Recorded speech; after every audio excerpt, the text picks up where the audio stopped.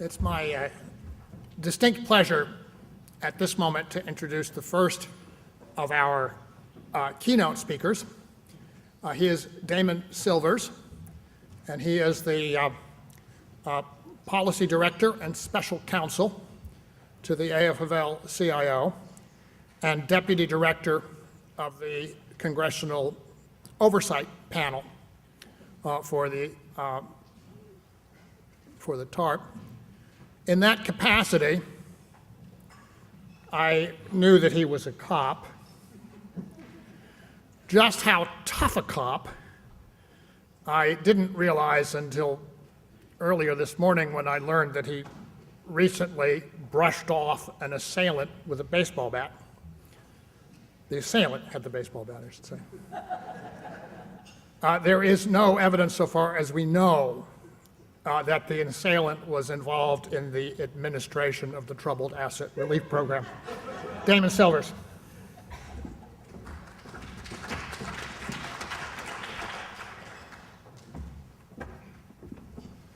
Good morning. Thank you, Jamie, for that kind introduction. It spared me recently I've had, when I get in front of podiums, before I do my customary Congressional Oversight Panel disclaimer, I have had to begin my remarks by saying, you know, I'll bet a lot of you are thinking, what is that weird mark on his head? And so Jamie's now explained to you the nature of it. I wish I could say that was a macho encounter. The truth is that I drove him off by threatening to bleed on him. But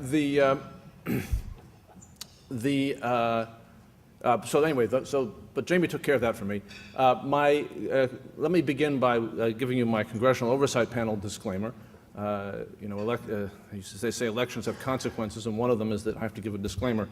I am the Deputy Chair of the Congressional Oversight Panel, but my remarks today, although they will touch on some of the Congressional Oversight Panel's findings, are my own. They are not the panel's, its staff, or its chair's remarks. Jamie's asked me to talk to you today about the state and the challenges of and the state of regulatory reform. I have the challenge of following the last panel. Some of what you will hear me say will sound familiar to you. You've had the pleasure of hearing from the real thought leaders on this subject already, but I'm going to try to give you some of the sort of political and legislative context as well as a few ideas about this. Let me begin by saying that the financial crisis proved a series of what I think of as a series of propositions about financial regulation that a number of folks had been trying to articulate throughout the deregulatory period that began, well, some say, you could in certain respects say it began in the 1970s, but it really began with a vengeance in the 1990s. We've heard a lot about some of these propositions. The proposition, for example, that risk needs to be backed with capital. Right? That proposition we've heard, I think we've seen a lot of the newspaper commentary on. I think we've also seen a lot of commentary about the proposition, and I think President Obama said it best in his speech to Cooper Union during the campaign, that we ought to regulate based on the economic reality of financial activity, not based on what the lawyers call it. Those types of propositions have, I think, been relatively well covered. I think there's a more fundamental one that was forgotten in the post-New Deal environment, that is at the heart of what went wrong in our regulatory system, and that is at the heart of the battle underway today in Congress over financial reform. And that proposition is that the regulation of the financial markets is not a matter simply of protecting the weak. And this may seem sort of counterintuitive. The sort of liberal public policy, I believe, since the 1970s, increasingly focused on the idea that we could regulate the interactions of large, sophisticated parties with the weak, consumers, workers, and the like, and leave transactions between large sophisticated parties to the parties themselves. Now, that would seem to be, that's a way of allocating regulatory resources, and it was an idea that kind of captured the romance of the market, of markets that was predominant in policy thinking over the last generation. It's directly contrary to the thinking of the New Deal. The fundamental thinking of the New Deal was that if you leave big parties to deal with themselves as they see fit, they will endanger the economy as a whole, perhaps the society as a whole. The behavior and interaction of large sophisticated parties, the regulation of that behavior and interaction was key to the regulatory structures of the New Deal era. And recapturing that notion of regulation is key to whether or not financial regulation succeeds in this era. Right? I don't want to, I'll belabor the point here a little bit, but if we allow large operating companies like Enron to interact with large banks like JP Morgan Chase in an unregulated fashion, we will get exactly the financial frauds that we got when those two institutions interacted in 1999, 2000, and 2001. If we allow the large hedge fund community to interact with providers, with non-bank providers of credit, we will get the kind of systemic catastrophes in an unregulated fashion. We will get the kind of systemic catastrophes that led policymakers like Ben Bernanke and Hank Paulson to bail out Bear Stearns when they knew and admitted that it was completely contrary to good policy. Right? The Bear Stearns was not an insured entity, that the public policy of the United States had never been to bail out broker-dealers, and yet they felt they had no choice. Unregulated, opaque dealings between large institutions are a public problem. The question is, will we have the political will and the technical skill to regulate them? Now, when the regulatory reform process began in a serious way, you had a blueprint. The first thing we really had on the table was a blueprint left over from the Bush administration. That blueprint was drawn up by Paulson and his staff in close consultation with Ben Bernanke's folks at the Fed, and released to the public in the spring of 2008. And it was a blueprint for trying to build a financial regulatory system on the model of the FSA, more or less in the United Kingdom, that aimed at weakening, in particular, that part of our regulatory system that is aimed at creating transparency and fair dealing in the securities markets, while strengthening a kind of broadly discretionary regulation of large financial institutions. It was a regulatory model designed to make the world safer for large financial institutions. That model was thought to, that model had a strange kind of provenance. It was attacked kind of roundly by a whole lot of people when it came out. But yet there was a feeling that it continued to bubble away alive underneath.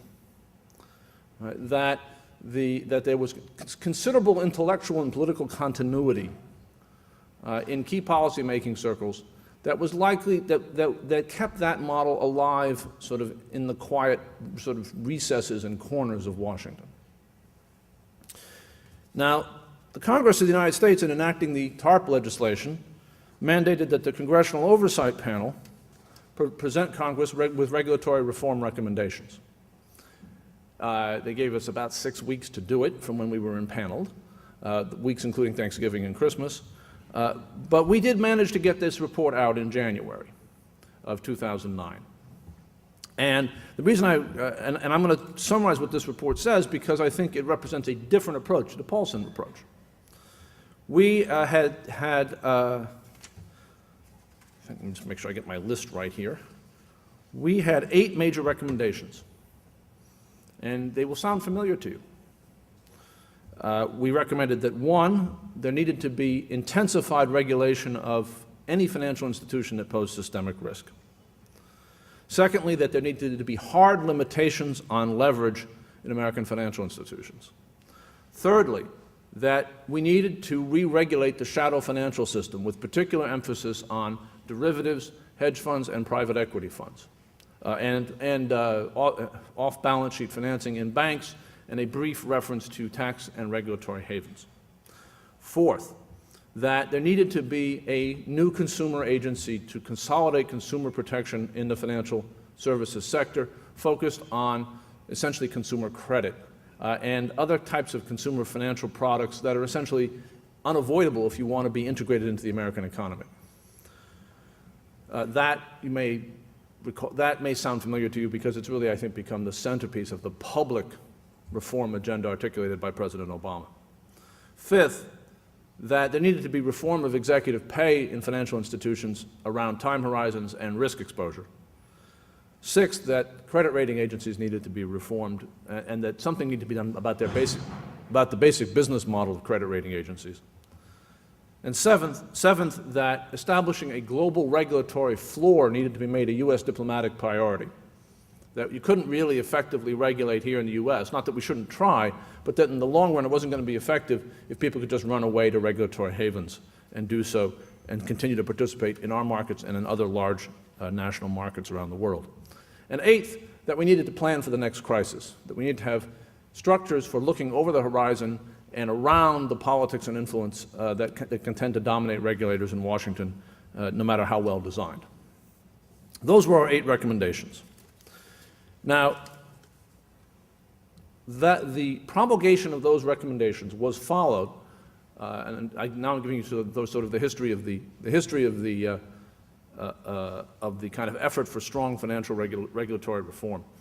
The promulgation of those recommendations was followed by the formation of something called the Americans for Financial Reform, which is a broad coalition of essentially groups that do not represent the banking system.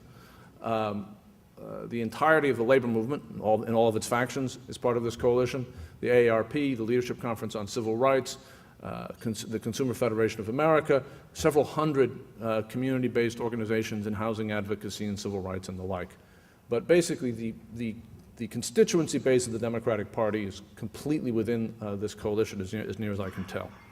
And what the coalition did initially was to endorse the regulatory reform recommendations I just went through with you. But the second move the coalition made was to digest those down to 4 priorities. And it's the fate of those 4 priorities I'm going to spend the rest of my remarks addressing.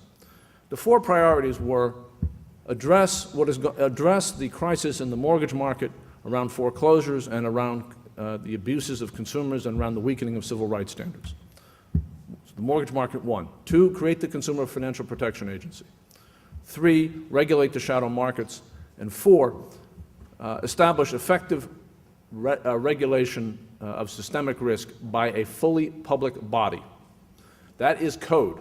The fully public body is code, and what it's code for is that the Federal Reserve System in its current form, its current governance structure interpenetrated by the banks themselves, is unfit for that task. It's become clear, sort of didn't feel like it was necessary initially, but it's become clear to add a kind of footnote to number 4. And the footnote is, and I think the last panel talked about this a great deal, the footnote is we can't do bailouts the way TARP was done anymore. By that I mean we cannot bail out the stockholders of financial institutions. No public purpose is served by doing so. And that the first task in doing a bailout is to figure out which among the creditors of a failing financial institution can be haircut. By the way, this is precisely what occurred in the auto companies.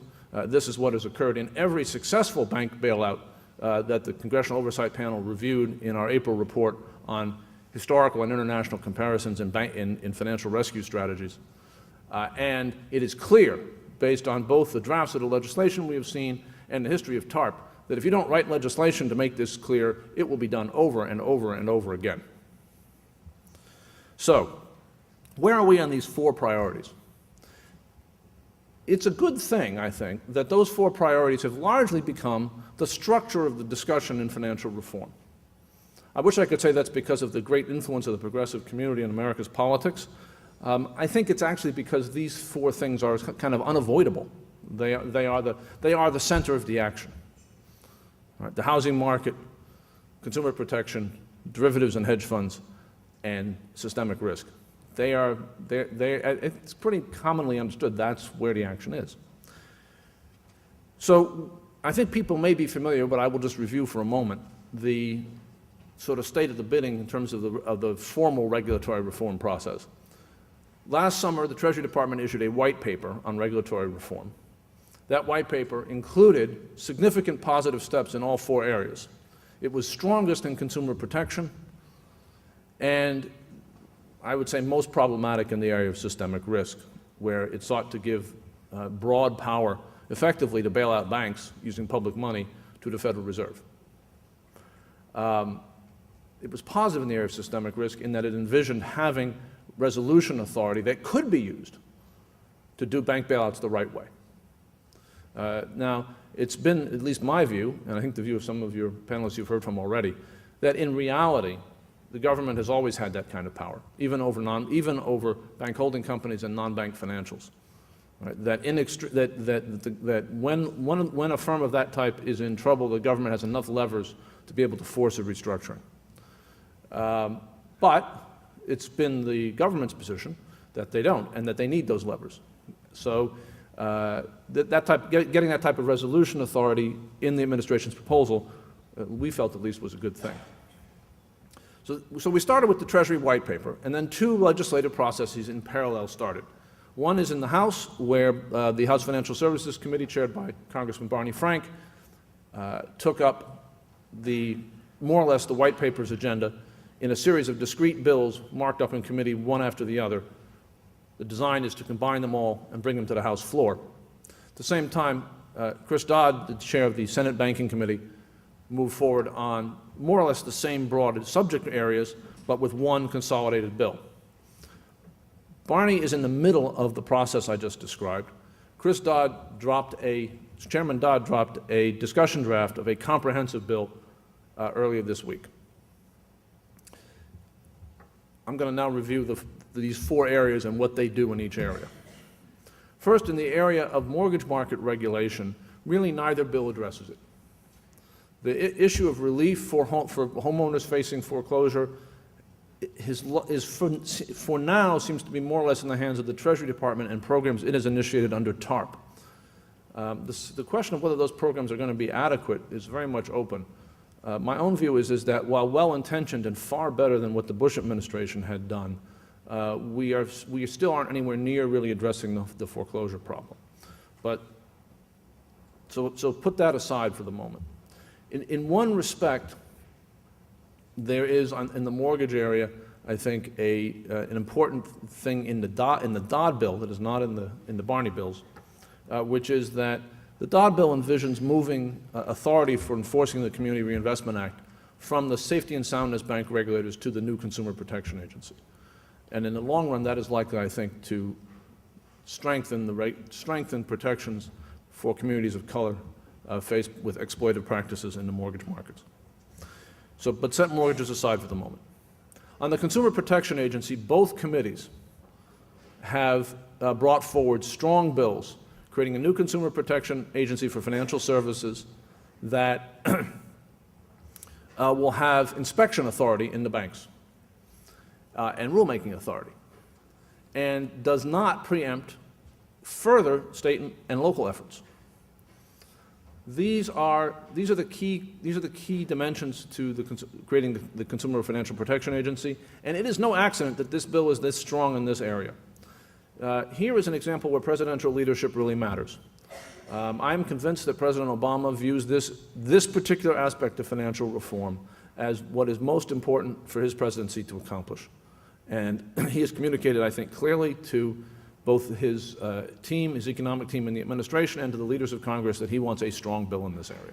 And so far, we are getting a strong bill, but it has been tough to get it. The resistance from the banking industry and through their friends in the Democratic caucus has been intense, and we haven't even yet seen the full battle in the Senate. The key issues here are going to be, will this agency have inspection authority, and will there be preemption? Preemption is extraordinarily dangerous in the context of the fact that administrations in Washington can become captured. I think we've all learned that. So that's consumer protection in a nutshell. Thirdly, shadow market regulation. Here, unfortunately, the story is not so nice. Despite the fact that the administration's white paper proposed fairly strong regulation of the derivatives markets, strong regulation that addressed really what we felt were the three, what the Americans for Financial Reform and the AFL-CIO felt were the key principles in derivatives regulation, which were, one, make sure that derivatives are regulated by the same regulator that regulates the underlying asset. So if you're writing a derivative on a public security, the SEC needs to regulate that derivative. If you're writing a derivative tied to a commodity, the CFTC needs to regulate it. Despite that, I'm sorry, not despite that, that principle is embodied in both bills, more or less. The second idea is that there has to be capital. That if you're going to take risks in the form of derivatives, you've got to have capital set aside to cover those risks. That principle, together with the principle of transparency in derivatives transactions, which gets at the extraordinary margins that I think most of us believe exist in the derivatives business for derivatives dealers, mentioned, I think, by Rob Johnson in the prior panel, that set of ideas was embodied in the notion that derivatives ought to be cleared by a clearinghouse and posted on an exchange. Those propositions have not fared so well in Congress, both at least in the House. Both the Financial Services Committee and the Agriculture Committee's bills, as marked up on derivatives, contain a series of loopholes that basically will exempt the majority of the derivatives markets from exchange trading or clearing, from having to have capital requirements in the markets themselves, and from any kind of transparency. The Democrats in Congress have taken something of a hit in the press for writing those exemptions. Behind that is the persistent kind of rumor that, in fact, the large banks and their law firms more or less drafted those provisions of those bills as they came out of the House. I don't know whether that's true or not, but reporters keep calling me and asking me if it's true. And that makes me wonder. And they have names of specific lawyers. They ask me if I've seen them wandering the halls of Congress. And I say, well, you know, I don't know what they look like.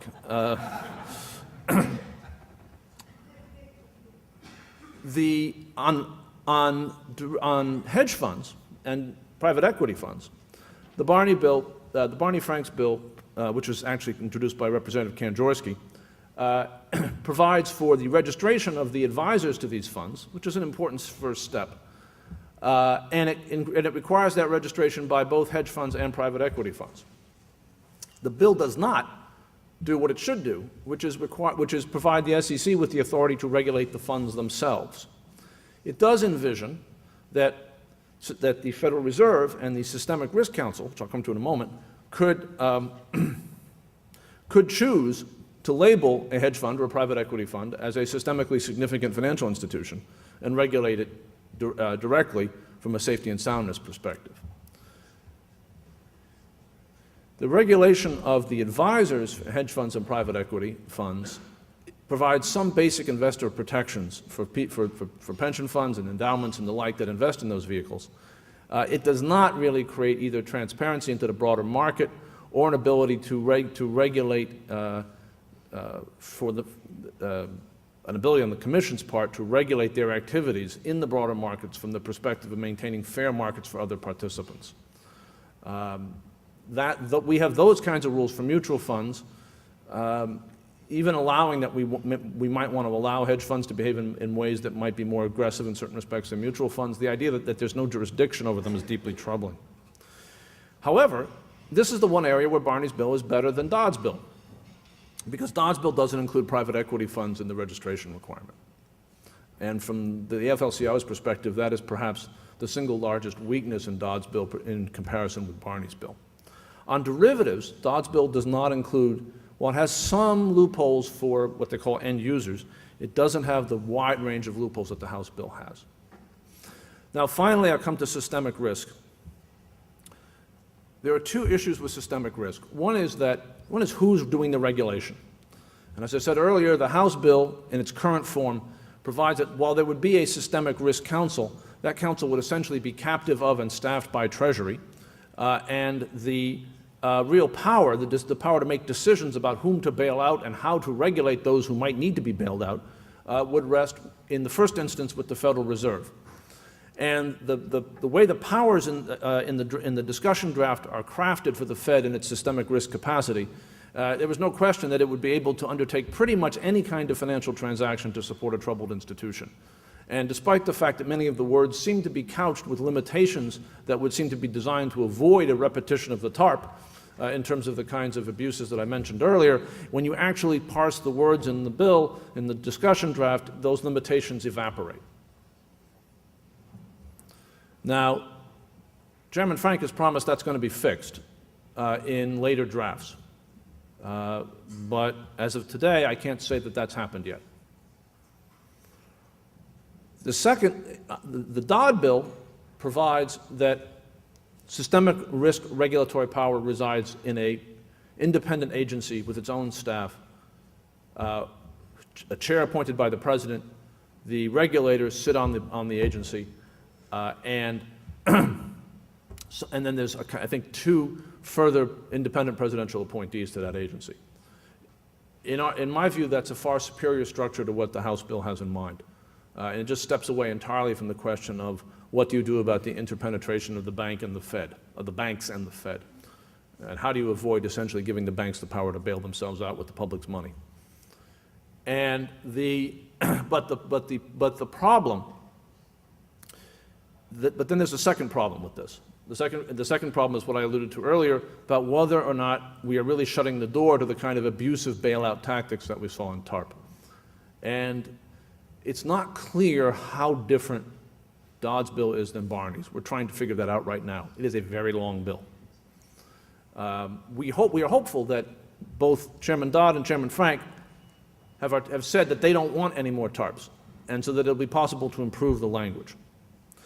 Now, finally, I've described these 2 bills, these 2 sort of behemoths moving through these committees with the leadership's backing. In the last few days, something else is happening. And the something else is that other members of Congress are beginning to introduce bills and amendments that go right at a number of the issues that this group is very interested in, and seem to be creating all sorts of political openings. It's unclear how those things will play. 2 examples. In the area of too big to fail, Representative Kanjorski, who is the second-ranking Democrat on the House Financial Services Committee, is proposing a bill that would essentially create the power to break up too-big-to-fail institutions and give that power to the systemic risk regulators. Banks are very worried about that. There are a number of bills circulating to implement what Paul Volcker has been calling for, which we very much support, we being the AFL-CIO, which is that we shouldn't allow depository institutions to engage in proprietary securities and derivatives trading. That having insured institutions having affiliates that do that is just insane. If Paul Volcker says it's insane and Rich Trumka says it's insane, it's probably insane. That's actually what a swing senator said about Sarbanes-Oxley. He said, I got calls from Paul Volcker and Rich Trumka in the same day. He said, that's a new one on me, and if they agree, it's probably a good idea. That was a few years ago. Then you have a bill from Mary Cantwell, Senator Cantwell in Washington, who is one of the leaders of a group of senators that has been very militant on the subject of regulating derivatives. And her bill essentially bans naked derivatives. It bans derivatives trading, it bans the taking of positions using the derivatives markets that amount to insurance on a risk that you don't actually have. This is a long-standing principle in insurance law. I can't insure your house or your life. Now it's weakened a little bit in the area of what they call dead peasant insurance, but which is really a noxious thing. But this is a very, very, very fundamental principle in insurance. We don't allow people to do that, both because it will drain, both because of essentially the kind of drain of assets into gambling it represents, and also because of the perverse incentives it creates. By the way, a marvelous example of the perverse incentives it creates happened in the auto bailout, where the administration wanted to negotiate concessions from bondholders, only to discover that many of the bondholders had credit default swaps that paid off 100 cents on the dollar if if the auto companies defaulted, right? So that, in fact, they didn't want to cut a deal. Right? They were not rational actors in relation to the finance of that firm, because a default was better for them than a structured settlement. That's sort of an example of why this principle is so important. So Mary Cantwell is pushing that bill. That bill is shall we say, that bill would wreak a radical change in the nature of the derivatives markets and confine them more or less to be a kind of straightforward and kind of wholesale long-term insurance market. So you can imagine some people are fighting that one pretty hard. But the history of that particular group of senators is that, around derivatives is that they can be very tough. This is the group that effectively bottled up Gary Gensler's nomination until Gary committed that he was really going to be tough on derivatives regulation. I must say that it's sort of a strange interaction, because so far no one has been tougher than Gary Gensler on derivatives regulation, and he deserves a lot of credit. Now, what's going to happen here? I think that we're going to see financial reform pass. I think it is likely that we're going to see a pretty robust consumer protection agency. I'm not certain about that. There are certainly strong opposition here and there will be compromises, but I think we're headed that way. I think it's very unlikely that at the end of the day, the House version of systemic risk is going to be enacted, because the depth of suspicion and opposition to giving more power to the Fed in the Senate is very great and bipartisan, and from all directions, moderates, conservatives, progressives. I think that could change. I think that, for example, that were the Fed to come to do some kind of self-evaluative exercise of the type that the SEC has done around Madoff, around the gross failure of bank holding company regulation during the crisis, that might change some people's views of the Fed. Similarly, governance changes that would remove the banks themselves from the control of regional Fed boards might change some people's minds about the governance of the Fed. Certainly it would be something that would be of some consequence in the views of the AFL-CIO. It's critical to understand here that the Fed's regulatory capacity, which is after all what we're talking about when we talk about systemic risk, the Fed's regulatory capacity resides in the regional banks. It does not reside here in Washington. This is where the macroeconomists and the money supply folks are, the bank regulators in the regional banks, working for boards of directors that are actually controlled by the banks themselves. And this is particularly true in the New York Fed. And that's at the heart of what is wrong with the proposal to give the Fed the type of systemic risk authority that is in the House bill. Now, so I think there's room for some optimism here, but it's not clear how the final picture will sort of settle out and how these powers will be used. Right? There's a fundamental thing here, and I'm going to bring this back to TARP, and then I'm going to close. There's a fundamental problem here about fundamentally, what type of regulation are we doing? As I said at the beginning, there's an issue about, are we really going to regulate the interactions of the big players? Right? Note, the place where the political will is strongest right now for really serious reform is the Consumer Financial Protection Agency, the interaction of the big players with the weak. And that's good, but it's insufficient. The place where the political resistance to real reform is strongest is in those areas that are most about regulating the activities of powerful players as they deal with each other: derivatives, private equity, hedge funds, and the like. So how that's going to come out is unclear. It's also unclear whether or not we're going to fundamentally deal with the failed financial business model of the last 10 years. Right? Are we and this goes to all these issues I just talked about, where there's this tension between the leadership bills and the amendments coming in from the side. Right? Are we building a regulatory system to manage a banking system where 4 banks are the majority of bank assets? Is our design to maintain and manage that system or to change it? Are we building a regulatory system to maintain and manage a world in which those very large banks I just mentioned have large proprietary trading desks and taking huge risks in the securities and derivatives markets, while they have effectively the majority of the insured deposits? Or are we going to change that?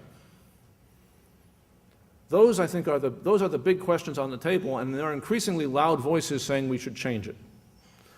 And if you recall where I began with the Paulson Blueprint, and if you look at the things that are not in the administration's white paper and the ways in which the white paper was weakened as it got moved through the House, you will see the shadow of the Paulson Blueprint returning. And so, at the end of the day, that political tension is kind of unresolved, and it interacts with the strategy undertaken by this administration and the last administration in TARP. Because the strategy that TARP has been about, right, is buying time and trying to maintain asset prices, right, within the financial system. And that has been a disappointment to the banks that I think wish to be kind of straight up rescued, right? Meaning, you know, the original idea of buying up assets at inflated prices, it's been a sort of disappointment to them because that hasn't really happened. And it's been a disappointment to those of us who thought that there was a pretty well-established model for dealing with bank crises. People like Simon Johnson have kind of laid it out, right? It goes back to the Reconstruction Finance Corporation. There are a lot of conservatives who were for it, actually. There's a kind of established model of doing this, and it involves firing the executives who caused the mess, doing an accurate write-down of the assets, right? And to the extent you put public money in, taking full value in terms of bank upside for every public dollar you put in. Neither of those things have happened. Instead, we're doing this time-buying exercise. A serious re-regulatory effort around issues like, for example, proprietary trading, separating that from commercial banking, might not be compatible with the time-buying exercise, just as a serious effort to deal with foreclosures might not be compatible with the time-buying exercise. On the other hand, the time-buying exercise may not be compatible either with the long-term health of the U.S. economy and the world financial system, nor may it be compatible with the short-term needs of our country and this administration to address the pressing crises of real people in the areas of unemployment and housing. How this all gets sorted out in the next 6 months seems to me critical to the question of the fate of the Obama administration and the hopes for a progressive policy direction in our country going forward. And fundamentally, because fundamentally I believe the voters are going to be asking three economic questions. And the first one is, how am I afraid of losing when I go to the polls, am I afraid of losing my job or have I lost my job? The second question is, have the people and the institutions that caused this mess been held accountable, or have I rescued them? That's the voter speaking. Have I rescued them?